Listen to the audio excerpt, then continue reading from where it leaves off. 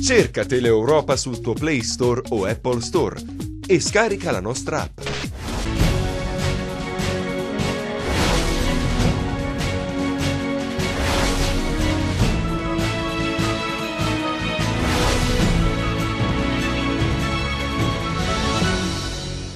Otto i morti nella piena del torrente Raganello a Civita nel Parco del Pollino. Sul posto vigili del fuoco e operatori del 118, incertezza sul numero dei dispersi.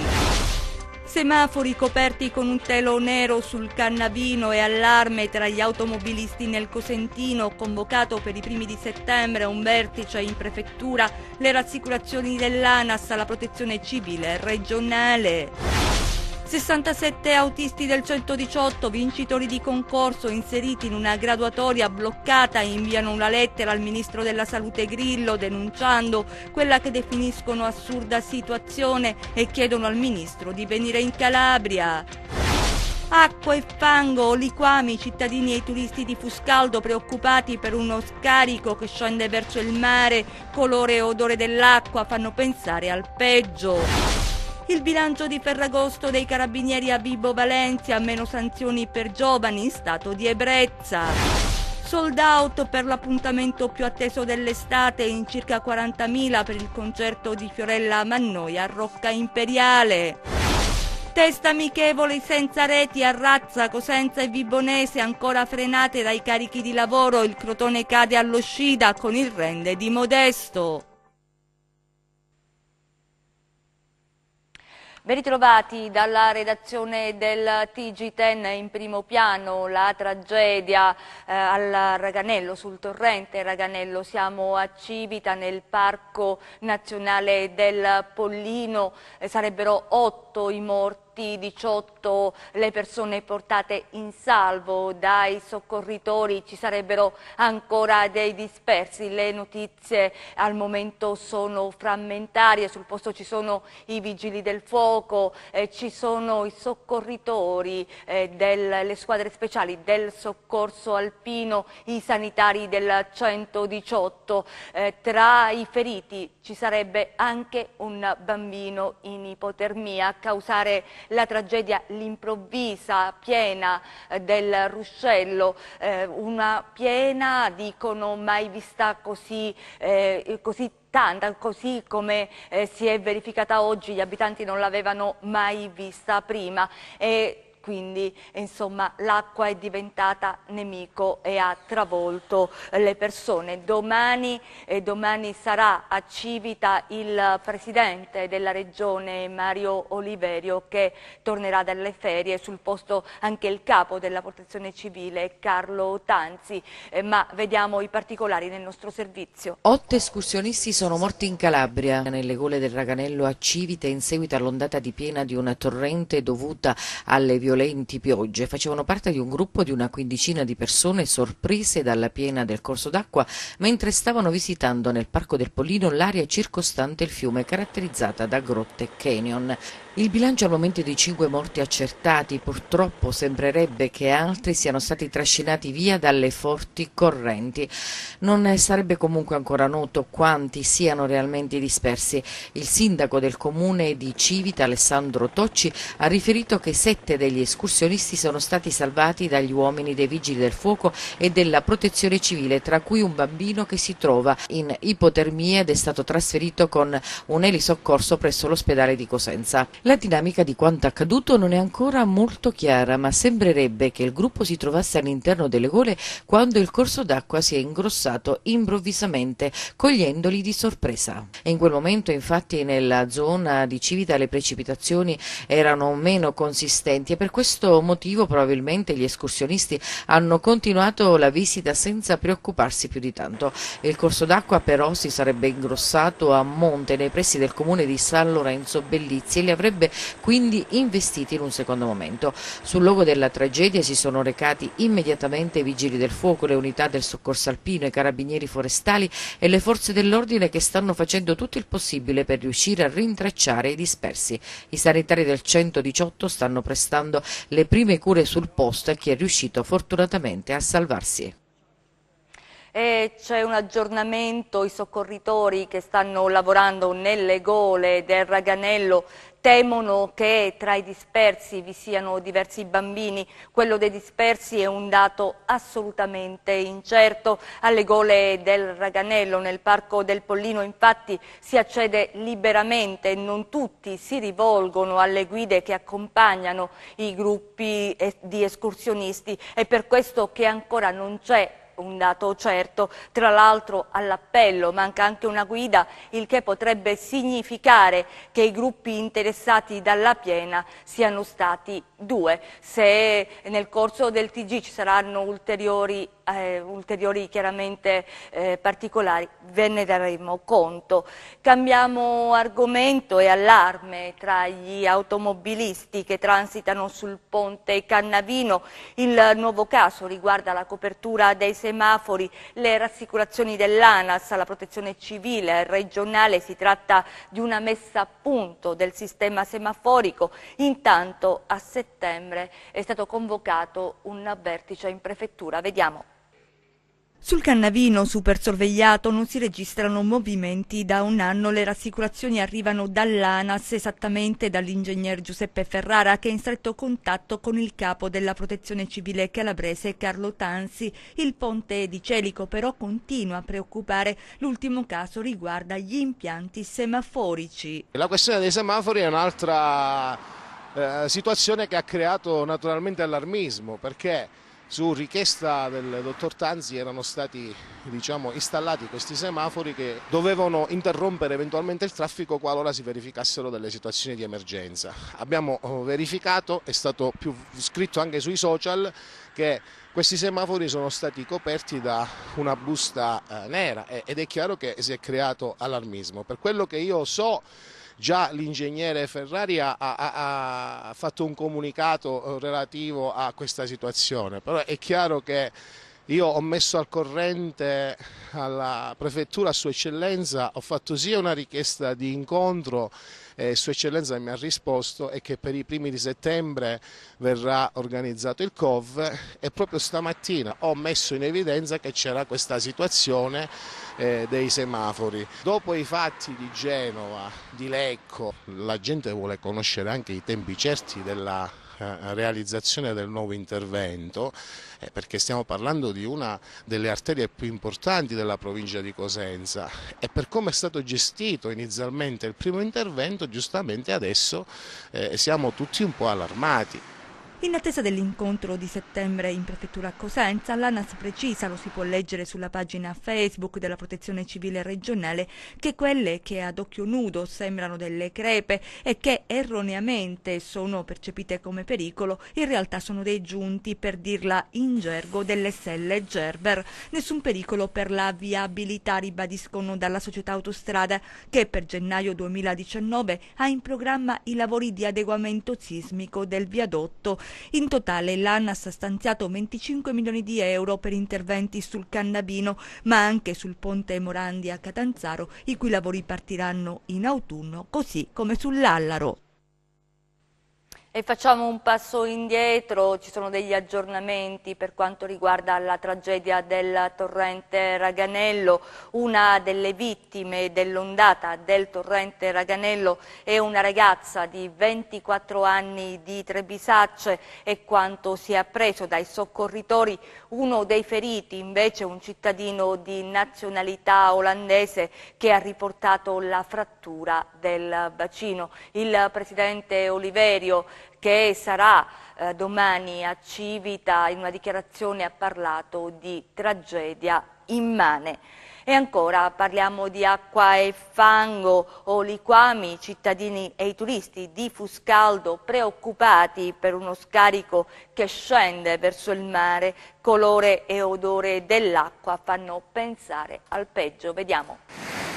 Quella che scende verso il mare è solo acqua piovana mista a fango o contiene dei liquami? È la domanda che si sono posti residenti e turisti a Fuscaldo, vedendo il torrente d'acqua di color marrone scorrere nella zona Grimoli verso la costa. Un allarme è scattato nel tardo pomeriggio, quando un gruppo di persone ha notato il flusso d'acqua e soprattutto ha sentito un forte e sgradevole odore che ha fatto pensare al peggio. I sospetti sono cresciuti quando, risalendo il corso d'acqua, cittadini e vacanzieri hanno trovato la fonte nei pressi del torrente Maddalena, un grosso tubo dal quale fuoriusciva copioso il liquido. Scena immortalata da cellulari e macchine fotografiche dai presenti e segnalata ai carabinieri e alla capitaneria di porto. Una vicenda da chiarire mediante accertamenti eseguiti dalle autorità competenti, nella speranza che si tratti solo di un falso allarme, di un regolare scarico ingrossato e sporcato dalle piogge insistenti che si stanno abbattendo anche oggi sulla zona. Reali invece i problemi che si registrano in altre zone, quelli più volte segnalati dalla struttura del lungomare, funestato dalle onde e la presenza di cumuli di immondizia abbandonata da incivili che non hanno a cuore la bella località tirrenica cosentina.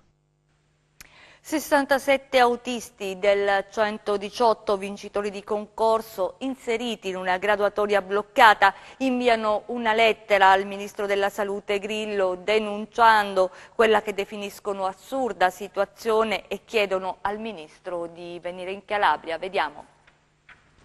Eccola la lettera inviata al Ministro della Salute Giulia Grillo per denunciare il disagio sociale ed economico che vivono 67 autisti di ambulanza del 118, vincitori di concorso in una graduatoria pubblicata nel 2016 e successivamente bloccata. Una situazione incredibile, kafkiana, se pensiamo alle carenze di personale nella sanità calabrese. A Cosenza si evidenzia, risulta essere in procinto di espletamento un concorso a tempo indeterminato per 16 posti di autista ambulanza 118, quando risulta già essere operativa ed in attesa di scorrimento. La nostra graduatoria, si precisa, con lo stesso identico profilo e gli stessi requisiti. Proprio nella provincia Abruzia ci sono casi eclatanti, per esempio a San Giovanni in Fiore un autista è andato in ferie, nessuno ha potuto sostituirlo, così è stato necessario attivare a pagamento un'ambulanza di un'associazione privata con autisti privati a turnazione. Nell'ASP di Cosenza sarebbe parcheggiata un'auto medica nuova ferma per mancanza di autisti. Il commissario ad acta Massimo Scura ha deciso con un decreto dello scorso maggio l'apertura di 3 postazioni PET 118 a Spezzano Albanese, Oriolo e Belvedere per un totale di 18 autisti, ma al momento non ci sono certezze e le postazioni non sono partite. Al ministro gli autisti, che nonostante il lavoro non manchi, non riescono a lavorare, segnalano anche i costi. A Lungro e Cariati risultano essere operative da anni 2 ambulanze di associazioni private H24 ad un costo di 600 euro al giorno. Non va meglio a Catanzaro, dove gli autisti vantano ferie da 50 ad 80 giorni. A Reggio Calabria sono i sindacati a chiedere nuovi autisti. A Vibo Valentia, si sottolinea, sono state acquistate 9 ambulanze, anche queste ferme nel parco macchine dell'azienda sanitaria provinciale per mancanza di autisti. Ricapitolando, ci sono i mezzi di soccorso, ci sono gli autisti, ma il servizio resta in emergenza. Venga in Calabria è l'invito rivolto al ministro dagli autisti vincitori di concorso che si erano illusi di lavorare e che si ritrovano in una graduatoria bloccata senza un perché. A Vibo Valentia adesso per il bilancio di Ferragosto stilato dai carabinieri, tra i dati ce n'è uno significativo ed è quello delle sanzioni per i giovani in stato di ebbrezza che sono in calo. Vediamo. C'è un dato significativo, ancora di più perché si tratta di un dato in positivo. Anche quest'anno si è confermata la forte diminuzione di infrazioni per guida in stato di ebbrezza, una diminuzione che addirittura quasi si azzera se si considera il riferimento ai giovani. Possiamo dire che nell'ultimo periodo abbiamo registrato una sensibile diminuzione delle contravvenzioni ed eventuali denunce in stato di libertà susseguente alla guida in stato di ebbrezza, veramente in particolare con i giovani. Quindi questo significa che il lavoro svolto di prevenzione ha sicuramente ottenuto l'effetto desiderato. I carabinieri di Vibo Valentia hanno attuato nella settimana di Ferragosto un rafforzamento dei controlli sul territorio per garantire un periodo tranquillo a quanti hanno scelto di passare sulla Costa degli Dei le loro ferie, ed i risultati ottenuti soddisfano l'Arma, che si è prodigata in uno sforzo importante. Le 40 pattuglie impiegate hanno controllato 220 mezzi, identificato 300 persone, elevato 70 contravvenzioni per un importo di 2.500 euro, ritirati 8 documenti di circolazione, decurtati 85 punti alle patenti, sequestrati 3 veicoli. L'obiettivo è stato quello di concentrarsi su la circolazione stradale, quindi per permettere a tutti i turisti di poter affrontare e percorrere le nostre strade in tutta sicurezza, ma anche quello di permettere ai turisti e ai cittadini di poter usufruire dei servizi in maniera anche qui corretta. Quindi sono stati fatti dei controlli, organizzati dei controlli a esercizi pubblici con la collaborazione dei colleghi del nucleo Ispettorato Lavoro di Vibo Valentia e col nucleo antisofisticazione di Catanzaro, che hanno permesso di accertare la presenza di un lavoratore in nero in un lido e su 2 esercizi commerciali, 2 bar, bar pasticceria, in uno la presenza di alimenti con la data di scadenza superata, e nell'altro la mancata occupazione di suolo pubblico con un chiosco che era stato costruito fuori dal bar. Palmi aderisce al bando regionale per la valorizzazione dei borghi. Vediamo.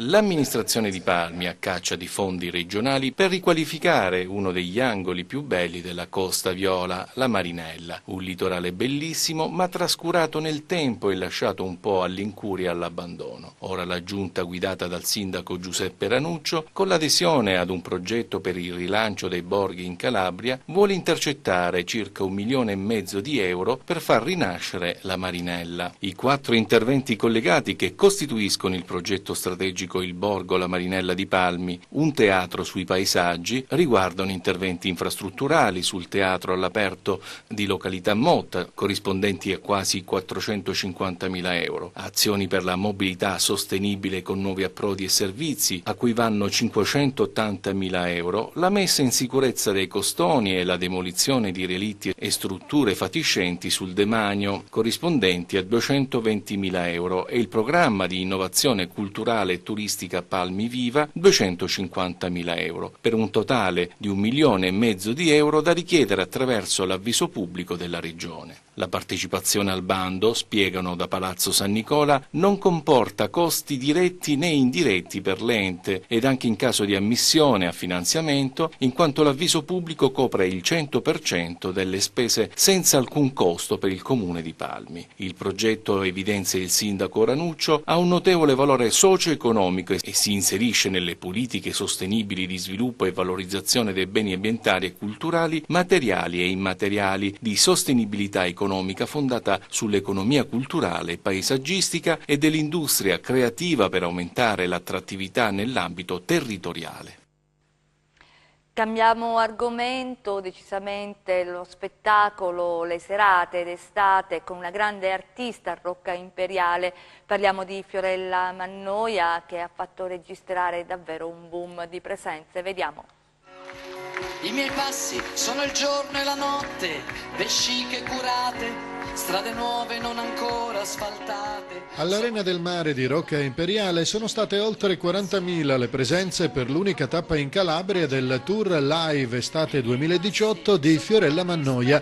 La città del limone, del cinema e della poesia ha salutato così la conclusione delle 3 giornate di Lemon Fest, l'evento che ogni anno nel cuore dell'estate celebra il prodotto principe di questa terra, il limone. Si ripete anche quest'anno, un evento ormai che raccoglie la migliore tradizione della nostra stagione amministrativa. Il Lemon Fest è stato ed è un evento di punta. Quest'anno a concludere questa 3 giorni importante è Fiorella Mannoia, un'artista che testimonierà ancora una volta l'importanza anche, oltre ai suoi successi, che sono sicuramente tanti, riconosciuti, apprezzati, anche questo fiume di gente questa sera lo testimonia, ma è qui anche e soprattutto per testimoniare la bellezza del nostro prodotto, del nostro limone, che oramai è conosciuto adeguatamente su scala europea e non solo. Dopo il doveroso minuto di silenzio per le vittime di Genova, Fiorella Mannoia per quasi 2 ore ha ammaliato una folla oceanica con il concerto più imponente della storia dell'Alto Ionio. Io la sera mi addormento e qualche volta sogno, perché so sognare. L'artista non ha tradito le aspettative della vigilia, superando anche le più rosee previsioni e regalando, oltre a momenti di intense emozioni, i suoi più grandi successi, accompagnati da momenti di racconto e intima suggestione. Un evento straordinario che Rocca Imperiale ha voluto dedicare a tutta la Calabria, poiché, oltre ai contenuti musicali espressi da una delle più grandi artiste dei nostri tempi, il concerto ha voluto celebrare il limone, eccellenza di questa terra, e ha dunque portato con sé importanti messaggi identitari di valori, idee, cultura. Siamo eterno, siamo passi, siamo storie, siamo figli della nostra verità. C'è da sottolineare inoltre la perfetta efficienza della straordinaria macchina organizzativa messa in piedi dall'amministrazione comunale, che non ha lasciato nulla al caso ed ha gestito in maniera eccellente un vero e proprio fiume umano che ha potuto vivere con gioia e tranquillità un'indimenticabile notte d'estate. La lunga estate di Rocca Imperiale continuerà con il Festival Internazionale di Poesia Il Federiciano, che fino al 26 agosto avrà come location privilegiata il Castello, offrendo spettacoli di altissimo livello ed artisti di caratura internazionale.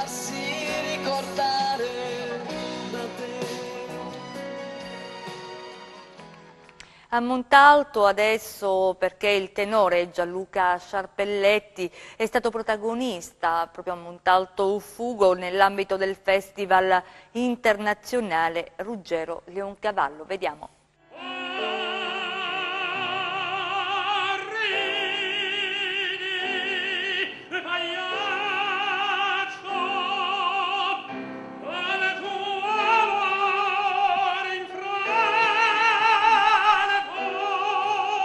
La voce di Gianluca Sciarpelletti ha conquistato il pubblico del Festival Internazionale Ruggero Leoncavallo a Montalto Fugo in una bella serata che ha anche riservato una sorpresa. Il tema è Leoncavallo da Salotto, però è un discorso un po' complesso, nel senso che stasera verrà annunciato un progetto che, per volontà mia e in simbiosi con l'amministrazione comunale e col sindaco Pietro Caracciolo, che vogliamo appunto valorizzare l'immagine di questo comune, che è indissolubile, è imprescindibile dalla presenza fortunata di Ruggero Leoncavallo, e dalla riscoperta di alcune liriche rare, inedite, ormai disperse, che anche i più profondi conoscitori melomani non conoscono. Ecco la splendida Aprile di Ruggero Leoncavallo. Lascia i tuoi vecchi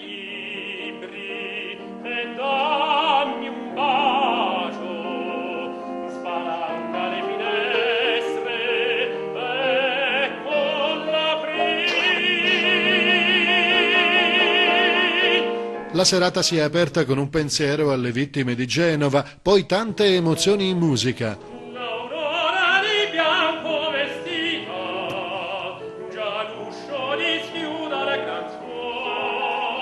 Il Festival Leoncavallo sta ricevendo grandi apprezzamenti, coinvolgendo appassionati e neofiti. Un grande coinvolgimento, noi speriamo di fare degli ottimi numeri nei prossimi giorni col concorso e poi con l'opera che ritorna dopo più di 10 anni qui a Montalto. Il programma della manifestazione è davvero vasto e pensato per ogni tipo di pubblico. Il 21 ci sarà la serata di gala con la premiazione dei vincitori del concorso lirico, poi il 22 ci sarà il concorso di poesie organizzato dall'associazione Vilotta, il 24 ci sarà un'altra serata di jazz, il 28 poi ci sarà la serata che viene sviluppata dal liceo musicale di Cosenza e poi dopo arriveremo al 30 con una serata bellissima dove tutti i musicisti dell'orchestra che si esibiranno il primo nella rappresentazione dell'opera lirica I Pagliacci faranno musica nei vicoli di Montaltufolo. Siamo allo sport, il test amichevole senza reti al Razza, Cosenza e Vibonese ancora frenate da carichi di lavoro. Il Crotone cade allo Scida con il Rende di Modesto. Vediamo. L'esigenza è quella di giocare il più possibile per accumulare minuti, provare gli schemi e integrare vecchi e nuovi, ma spesso accade che prestazione e risultato non siano quelli sperati. È il calcio d'agosto, indispensabile ma da prendere in considerazione con molta cautela nel bene e nel male. Cosenza e Vibonese ne hanno fornito un esempio lampante nell'amichevole giocata a Razza, 1-0 con pochi acuti e tante imprecisioni. Adesso la priorità è entrare in condizione, la preparazione non può essere modulata sulla base dei test amichevoli. Così si spiega la poca brillantezza delle squadre in campo e le poche occasioni da rete costruite dalla squadra di Piero Braglia, frenata dai padroni di casa. Il tecnico toscano ha schierato tutti gli uomini a disposizione, mandando in campo 2 11 equilibrati e inserendo tutti i nuovi arrivati, tranne l'atteso Maniero. Mercato ancora aperto per la Vibonese, che interverrà per completare l'organico. Serve un attaccante di peso che concretizzi l'intensità e le buone trame di gioco espresse dai rossoblù di Orlandi. Per il Cosenza, archiviati impegni di coppa e amichevoli, è arrivato il momento di fare sul serio. Salvo decisioni clamorose da parte dell'AIC, domenica i Lupi esordiranno in Serie B. Ad Ascoli bisognerà raccogliere i frutti del lavoro iniziato un mese fa. Abbiamo fatto giocare tutti. È chiaro che non è che abbiamo fatto una grande partita, abbiamo fatto fatica sia al primo che nel secondo tempo a trovare la porta, abbiamo sbagliato tantissimi appoggi, però se andiamo a vedere quello che stiamo lavorando forse tutto sommato ci può anche stare. Queste sono partite che lasciano il tempo che trovano, se uno vuole venire qua e fa la partita per bene, per 2 o 3 giorni fa il minimo storico e siamo molto più brillanti, molto più presenti. I giocatori sbagliavano, erano molto stanchi e si vedevano. C'è stato Capella e Tiritiello, non so quanti appoggi hanno sbagliato. Io spero e credo che quando ci sarà il campionato e quando saremo più lucidi tutti questi errori non li faremo. La squadra ha la sua fisionomia, le sue certezze. Se poi non fosse in questa maniera possiamo vedere anche altre cose. Noi dobbiamo essere pronti a trovare subito la quadratura e fare il campionato che dobbiamo fare, cioè stare fuori dai guai. L'obiettivo credo sia quello di una salvezza tranquilla, sicuramente il campionato di Serie C presenta delle insidie che dovremo affrontare al meglio, come non ero scoraggiato dopo la sconfitta in Coppa Italia contro il Siracusa, non sono esaltato oggi perché bisogna avere equilibrio, bisogna analizzare le partite per quello che rappresentano alla fine. Il peso specifico delle partite d'agosto è sempre limitato, sono convinto che con gli innesti che metteremo dentro sicuramente in questa settimana prima della fine del calciomercato la rosa sarà completa e potremo affrontare al meglio il campionato di Serie C. E a proposito di calcio d'agosto, anche all'uscita tra Crotone e Rende il pronostico non è stato rispettato, anzi i rossoblù di Stroppa sono usciti sconfitti nel confronto con la squadra dell'ex Modesto, subendo dopo soli 5 minuti il gol del vantaggio ospite siglato da Actis Goretta. E non riuscendo a recuperare nel corso della gara, l'approccio sbagliato ha portato i padroni di casa a offrire il fianco agli ospiti in diverse occasioni, clamorosa quella di Rossini finita sul palo, e a sbagliare tanto soprattutto con Simi impreciso sotto porta. Nella ripresa hanno chiuso i conti il bel diagonale di Laribi per il raddoppio del Rende e il rigore procurato e trasformato da Firenze che ha tenuto col fiato sospeso i 2000 spettatori fino al termine del match amichevole, concluso con l'esploit dei biancorossi. Non mi sono piaciute tante cose, dall'approccio al modo di interpretare una partita così e poi tutto quello che è arrivato è stata una conseguenza. Quindi male per tanti aspetti. c'è stata una buona reazione nel secondo tempo, però si è pensato molto di più a risolvere le cose da soli che non a lavorare per l'insieme. È chiaro che abbiamo sbagliato anche tante cose tecnicamente, la partita poteva finire anche con qualche gol in più al passivo, perché abbiamo concesso delle ripartenze assurde proprio per disattenzione, per non concentrazione. Quindi la cosa positiva, se c'è qualcosa di positivo, che è successo stasera, e quindi probabilmente ne faremo di sicuro tesoro, e quindi contro chiunque, dappertutto, se non ci metti l'attenzione, la concentrazione, la determinazione, la cattiveria, fai fatica.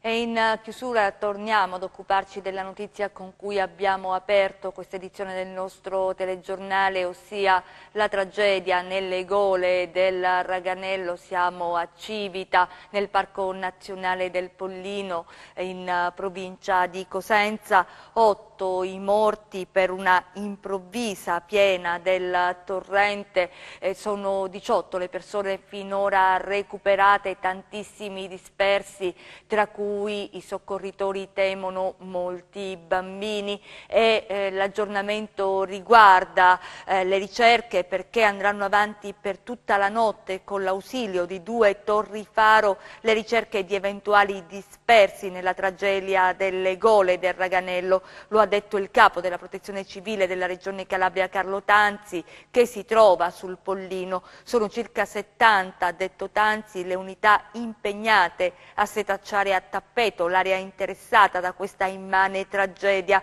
La vera incognita è però costituita dal numero dei dispersi, di cui al momento non si ha alcuna contezza. Quello che si sa è che le gole sono state saturate dall'acqua piovana caduta copiosamente, che hanno pensato e scaraventato le persone anche a 3 chilometri di distanza. Quindi sarà una notte di lavoro per i soccorritori. Noi ci fermiamo qui, grazie per essere stati con noi, grazie in regia a Luca Chito, vi auguriamo un buon proseguimento.